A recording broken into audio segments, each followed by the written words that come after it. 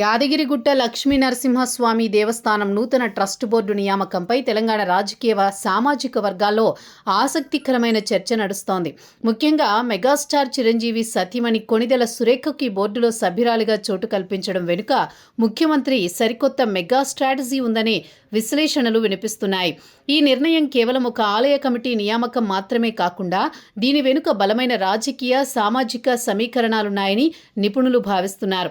తెలంగాణ తిరుపతిగా గుర్తింపు పొందిన యాదాద్రి ఆలయ అభివృద్ధిని మరింత వేగవంతం చేసేందుకు సీఎం రేవంత్ వ్యూహాత్మకంగా అడుగులు వేశారు. ఇందులో భాగంగానే ప్రముఖ ఫార్మా దిగ్గజం ఎంఎస్ఎన్ గ్రూప్ చైర్మన్ మన్నే సత్యనారాయణ రెడ్డికి బోర్డు చైర్మన్గా బాధ్యతలు అప్పగించారు. కార్పొరేట్ రంగంలో అపారమైన అనుభవం ఉన్న ఆయన నాయకత్వంలో ఆలయ మౌలిక వస్తువులు, భక్తుల సౌకర్యాలు అంతర్జాతీయ స్థాయిలో మెరుగుపడతాయని ప్రభుత్వం భావిస్తోంది. కొణిదెల సురేఖ నియామకం రేవంత్ రెడ్డి మెగా స్ట్రాటజీ ఏంటి అంటే, ఈ మొత్తం బోర్డు నియామకాల్లో అందరి దృష్టిని ఆకర్షించింది ఆమె నియామకం. చిరంజీవి కుటుంబానికి తెలుగు రాష్ట్రాల్లో ఉన్న క్రేజ్, సామాజిక వర్గాల ప్రభావం సామాన్యమైంది కాదు. ఈ క్రమంలో రేవంత్ తీసుకున్న నిర్ణయం వెనుక కొన్ని కారణాలు కనిపిస్తున్నాయి. ఇటీవల కాలంలో మెగాస్టార్ చిరంజీవి, ఆయన కుటుంబం సీఎం రేవంత్తో అత్యంత సాన్నిహిత్యంగా ఉంటున్నారు. సురేఖకు ఈ పదవి ఇవ్వడం ద్వారా ఆ బంధాన్ని మరింత బలోపేతం చేసుకున్నట్లయింది.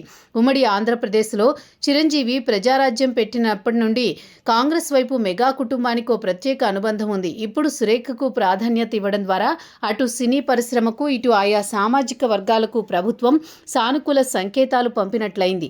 తెలంగాణ వ్యాప్తంగా విస్తరించి ఉన్న లక్షలాది మంది మెగా అభిమానుల అభిమానాన్ని, సానుకూలతను సొంతం చేసుకోవడానికి ఈ నిర్ణయం దోహదపడుతుంది.